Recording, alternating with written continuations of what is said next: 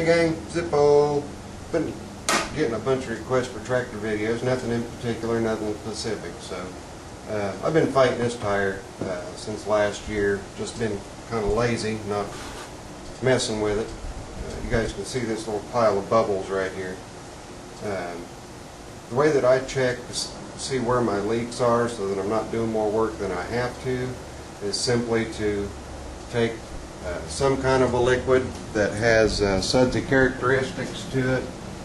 In this particular instance, I'm using a fluid in here that I will call by, let's see, how about Awesome. And it bubbles really well. I just put a wet bead right around the bead and wait and see where I get bubbles. I've got bubbles just in this one spot right here. And then if I flip it over, you guys can see here at the valve stem, I've got bubbles coming out of the valve stem. So I've got two areas that I need to pay attention to as far as repairing a tire goes. To make it easy, all I do, take my valve stem out and get the air out of the tire. I already know where my leaks are. I know where my leaks are due to the bubbles. And I'm going to mark my tire. Of course, I'm not super prepared, didn't bring anything to mark the tire with. Let's see. Here, I'll just use this magic marker right on the rim. Just made myself a little arrow so I know where I'm at. And what I'm going to do is break the bead just right there. I do that by setting it in my big vise, tighten it down, and I put, I don't know if, let me see if I can turn this vise so you guys can see this a little better. Hang on here. Let me get my hammer. There we go.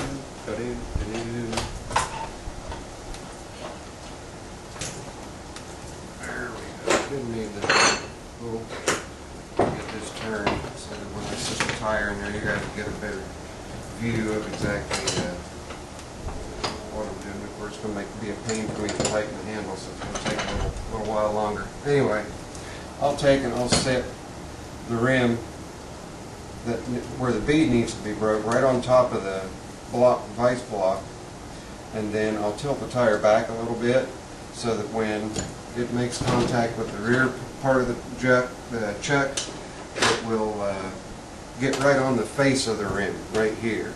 So that'll give me my pushing power to break my bead on that side. So I'm going to swing this back around so I can get it closed up. You guys know what I'm going to do. I'm just going to get it in position, and then now I'll turn the vise the other way. Get my light out of the way. Turn the vise the other way so you guys can see. I've got it down below here. I've got a pretty good bite going completely across. That'll help keep me from bending the rim when I'm doing this. Pull it back around, pull it around enough just so that I can still crank. And as you can see, I'm just one finger, just pulling it until I hear it pop. And it'll just pop right off of the bead, getting ready. There it goes, okay? That's all I do, get it off the rim.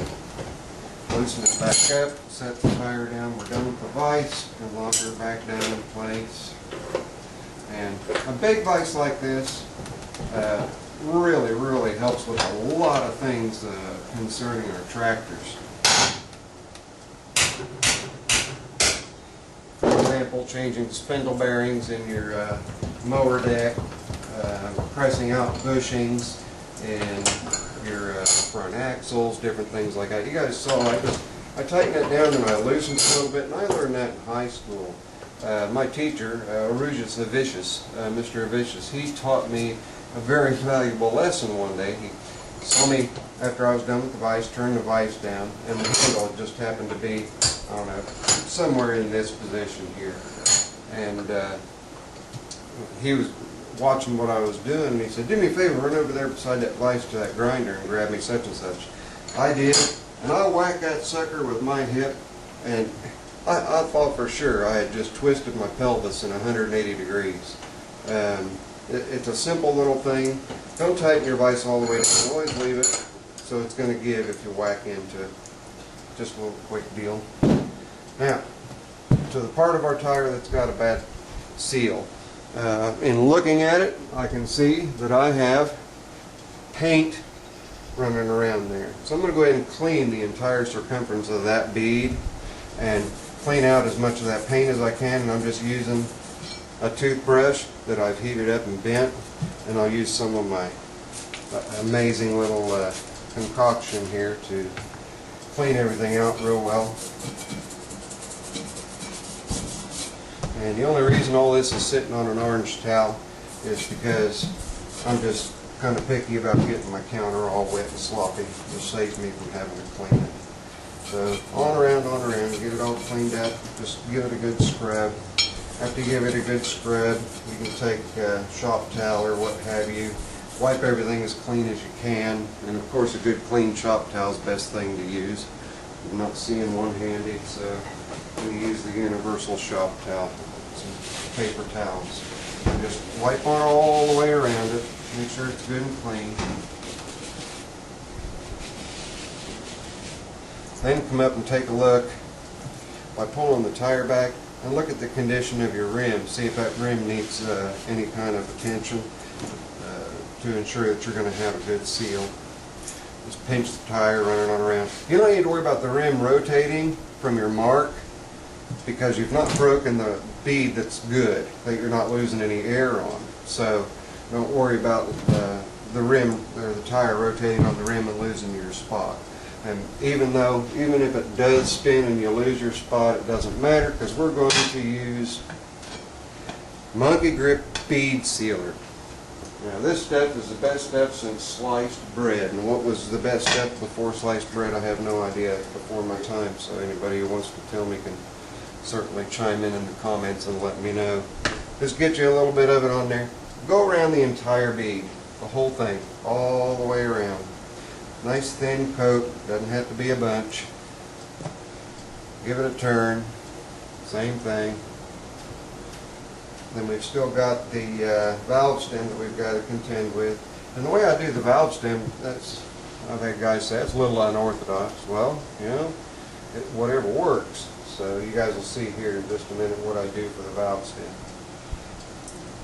Doesn't have to be a thick coat, you know, good thin coat just going around there so that when you blow the tire up and it gets snapped into the bead, that bead will come up and it'll compress all that and it'll seal that whole area. And also when you do something like this, using a bead sealer, some people say, well, what happens if I've got to throw a tube in it at some point because I cut the sidewall or something? How hard is it going to be to get that bead sealer to let go? Very easy. Do the same thing I just did with the vise. It's going to pop right off. And if you wanted to throw an inner tube in there, you don't have to break both beads to throw a tube in. You break the opposite bead, the bead that has the valve stem on that side, and then you pop your valve stem off. The easiest way to do that is just with a pair of side cuts right down at the base where it meets the rim. Pop it off. You can leave the inside in there if they're rattling around, don't bother you, or you can fish it out. But you'll want to break the opposite bead. You'd break this bead and you'd cut down at the base, take that off, punch the other end in there. You can actually get your hand down inside the tire and catch it if your tires are pliable enough. As you can see, these tires here are pretty pliable. I can get a ton of room in there. So now I've got that part taken care of. We'll flip her over. What I'm going to do with the valve stem, I'm going to move it around. And as I move it around, what I'm trying to do, since it's been in there for, let's see, I got these tires about 5 years ago. So I want to make sure that when I go to do what I'm going to do, which I'll show you here in a minute, that I'm not going to rip the top from the bottom. You know, if I do, not a problem. I can get another valve stem, pop another valve stem in, but that means I have to rip it off of this side too, and essentially do a tire change without actually removing the tire from the rim. But anyway, I take usually my valve stem remover. That is a T, and that T valve stem remover looks like, let me check a picture here. Looks like this. Okay. Now there's different ones out there, different ones that you can use. They've got some that's on a hinge and you pry against the rim to pop them up. But these work good too. You can take these, you use that in there, which also works as a tap to straighten your threads on your valve stem. But you know, you tighten it on down on there and you get a hold of it and you just pull Typically I'll use some sort of a heavy grease like wheel bearing grease or something like that on there to help it slip through and then to help seal it. And over time that grease gives itself, it just, you know, it just deteriorates, it just goes away. So anyway, I'm going to tighten that down on there, and I'm going to make sure that my valve stem is going to turn for me. It doesn't appear as though it wants to. So I'm going to come in from the other side, and if I can get to it, I can. Okay, it's right there. Cool. Hang on just a second. Let me take care of a little bit of dusty, musty stuff there. I don't know how well I can get this in the picture or not, but let's see. I don't think you guys can see. Yeah. See, I can get to the valve stem there, so I'm going to pull this back like this and twist that valve stem a little bit from the inside with a pair of pliers and I just got a whole bunch of crap all over my goop. I should have waited to put that goop on until after I was done with the valve stem. Poor planning on my part. A little bit of rust inside the rim, so I've got to go through and do that again. Let's see here, make sure I get it all cleaned off. That's really going to make a mess. Okay, that's pretty good. I'll put a little bit more of that on before I get done what I'm doing here. Now get a pair of pliers. Get a pair that's got a pretty good size, pretty wide bite on it there. Then pull your rim down, grab a hold of it, and just give it a little twist. You want to be able to move it. There we go. Alright, it moved real nice there. Okay. Now, flip her back over, and since we got it to spin, I'm going to be able to turn it up here, as you can see. Take a little bit more of your goop, not much. In fact, if you've got you know, a little screwdriver or something like that, you can put a little bit on the end of that, which I'll do right now. Whoop! Dripping all over everywhere. See there? Making a mess. Okay. Just putting a little bit on the end of that screwdriver so that I can take it and I can pinpoint exactly where I want to put that glue. Then push your valve stem. As you push your valve stem, you want to wipe the goop around there as you move the valve stem around. And then you can take it and twist it and spread that just like that. Getting it spread just like that, I should be golden, should be good to go. So we'll throw a little bit more of this bead sealer on that one spot, air the tire up and do a check and see how we are doing as far as accomplishing a good seal. And I think I showed it in another tire video, but I'll show you guys again. Find my arrow. That should also be my dirty spot. Nope, it's not my dirty spot. Let's come around. Where was it at? Okay, found it. I'm going to go around this again real quick. Sorry, this is making the video a little longer, but you guys should be used to long videos from me by now, right? Okay. Now, the max pressure on these particular tires that I've got here, they're just two-ply. They've got a soft sidewall, which I have found are prone to punctures. I punctured my other one, had to put a tube in. You don't want to go over any more than 20 pounds. When you're trying to set the bead. So if you can't get the bead to set right at 20 pounds, then I recommend taking the tire and taking a rubber mallet or a dead blow hammer and just give it a couple of good thumps to try to encourage it to set on the bead. Some guys just throw caution to the wind and add a little bit of extra air pressure to it. I've been guilty of doing that as well. I don't recommend it. You can blow the sidewall of your tire up and it can make for a miserable day and a trip to the ER. Okay. There we're good. You can get the air hose and I'll show you how I'm going to set the bead. I got to turn it over here. Hang on just a second, fellas. And ladies. I know I've got a couple of female tractor gals that get out there and watch my videos, so alright.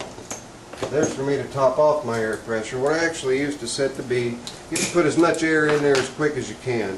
And I've got this little addition on the top of, or in between where my airline meets and my chuck. And it's got a rubber tip on it, that rubber nipple, and I can just set that right on the valve stem and give her a blast of air. And when I give her a blast of air, you guys should hear that bead pop into place.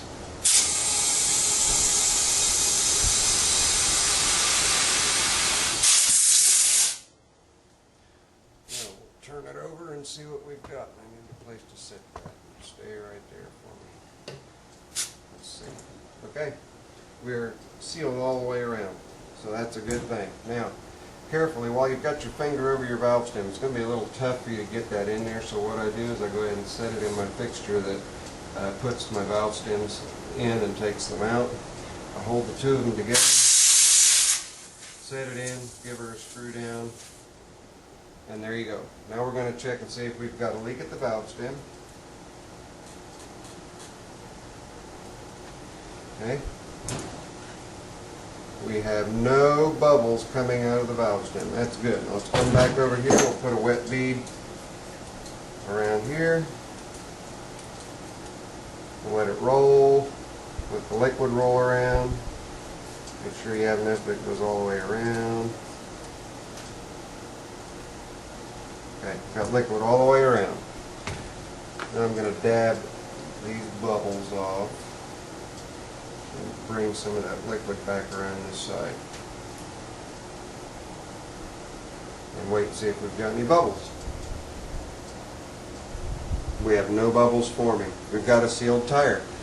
That's the objective. So, you guys get a tire that likes to go down, takes a few days to go down, or it goes down quick, or what have you. A lot of times, something simple like this is all it'll take for you to get your tire back in business, so you're not having to fill the tire with air all the time. Like I say, I've been fighting this tire since last season. I figured it's finally about time to go ahead and seal it, and why not do a video on it. So there you go, guys. I hope everything shows up in the video okay. There's one tractor video for you. I'll see what else I can do for today. So this is Zippo. Later, guys. I'm out.